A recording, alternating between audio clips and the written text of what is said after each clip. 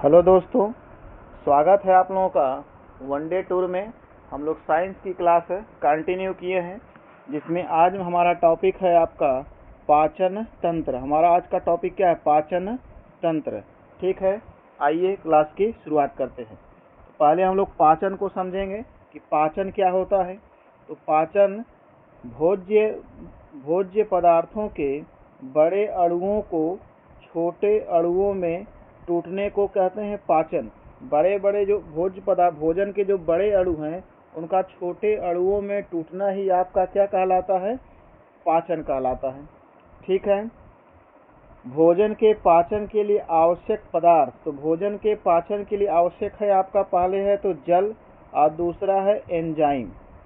ठीक है, अब जो पाचन है, पाचन को पढ़ने की दृष्टि से दो भागों में बांटते हैं।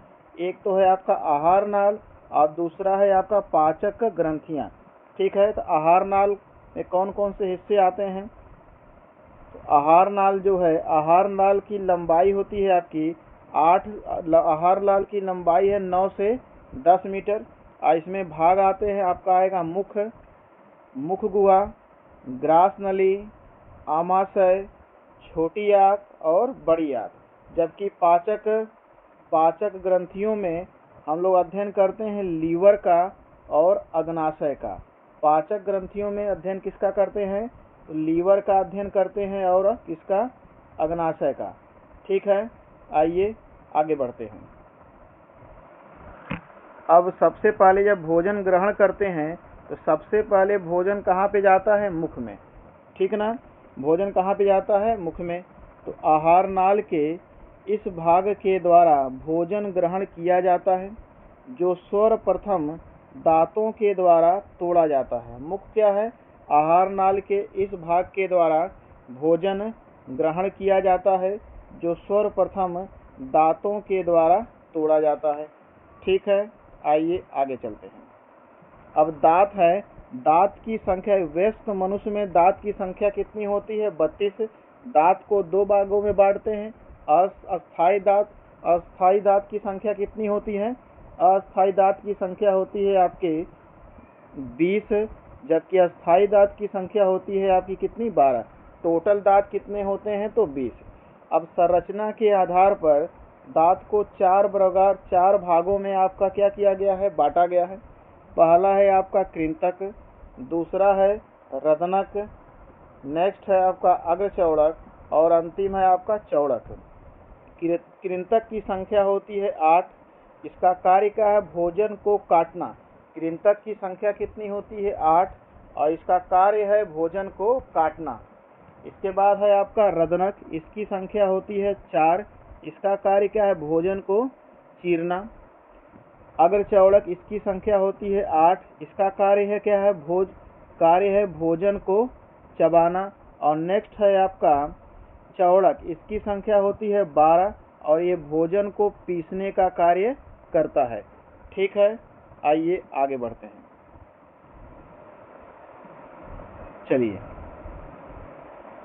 नर हाथी में पाए जाने वाले हाथी दंत मनुष्य के कृंतक के रूपांतर होते हैं। हाथी दांत का जो हाथियों में हाथी दांत पाए जाते हैं, तो मनुष्य के किस दांतों का रूपांतरण होते हैं?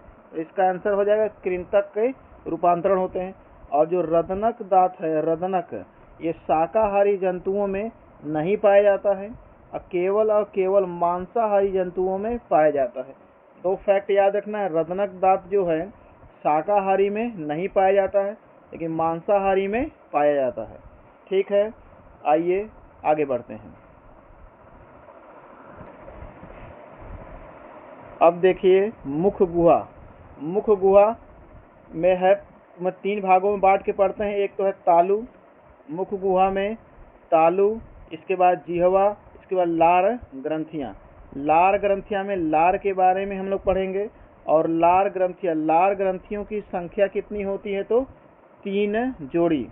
सबसे बड़ी लार ग्रंथि कौन सी है? तो पैरोटिड। सबसे बड़ी लार ग्रंथि कौन सी होती है? तो पैरोटिड।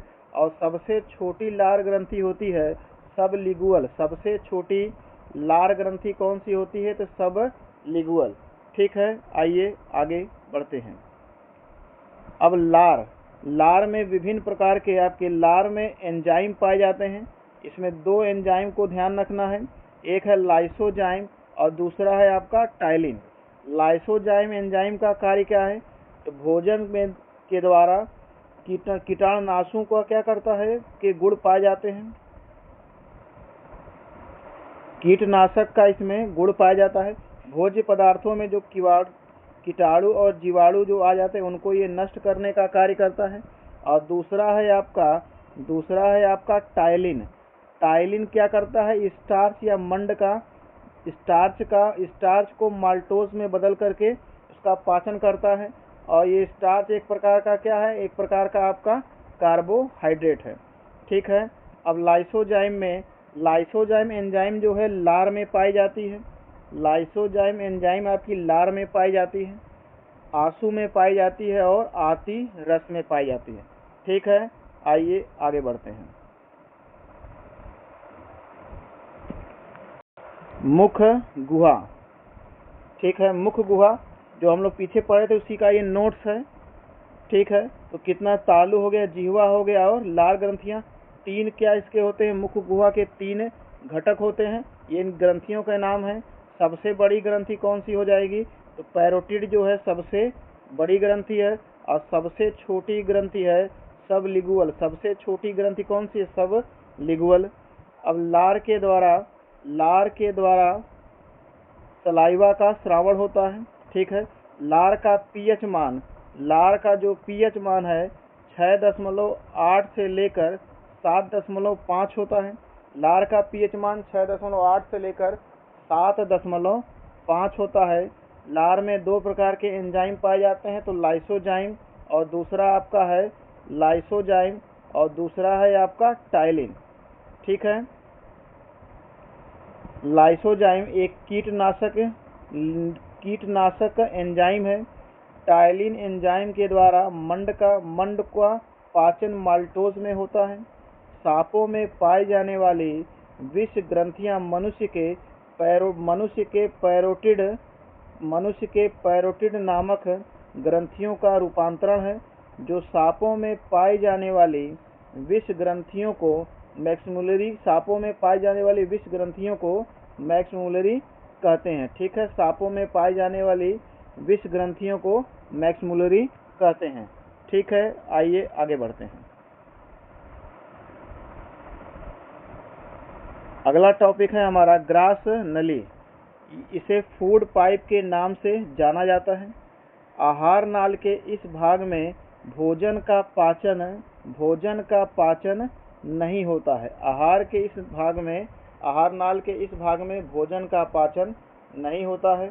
ठीक है, और इसके द्वारा भोजन मुख गुहा से आमाशय में पहुंचता है। ग्रास नली के द्वारा भोजन मुख गुहा से आमाशय में पहुंचता है। अगला है आपका टॉपिक आमाशय। जब भोजन ग्रास नली के द्वारा मुख गुहा से आमाशय में पहुंचता है तो आमाशय में विभिन्न प्रकार की जठर ग्रंथियां पाई जाती हैं। जठर ग्रंथियों से जठर रस का स्रावण होता है। जठर रस का पीएच मान 1.5 से 3.5 होता है। अब जठर रस के रासायनिक संगठन में आपका पाया जाता है जल पाया जाता है 90 से 97 से 99%। इसके बाद आपका पाया जाता है HCl और विभिन्न प्रकार के एंजाइम। इसमें पेप्सिन हो गया, रेनिन हो गया और लाइपेज। Pepsin, rennin lipase. ठीक है, अब HCl का जो कार्य है, HCl एक प्रकार का अम्ल है जो आमाशय में भोजन के पाचन के माध्यम को अम्लीय बना देता है। भोजन के साथ आए हानिकारक जीवाणुओं को HCl क्या कर देता है? नष्ट कर देता है। आमाशय में भोजन अधिक समय तक रुकता है जिसे HCl खराब होने से क्या करता है? बचाता है। HCl का कार्य क्या है? भोजन के पाचन के माध्यम को अम्लीय कर देना, हानिकारक जीवाणुओं को नष्ट कर देना और भोजन को खराब होने से बचाना। ठीक है, चलिए आज की क्लास यही रहने देते हैं, नेक्स्ट क्लास में फिर मिलेंगे। Thank you.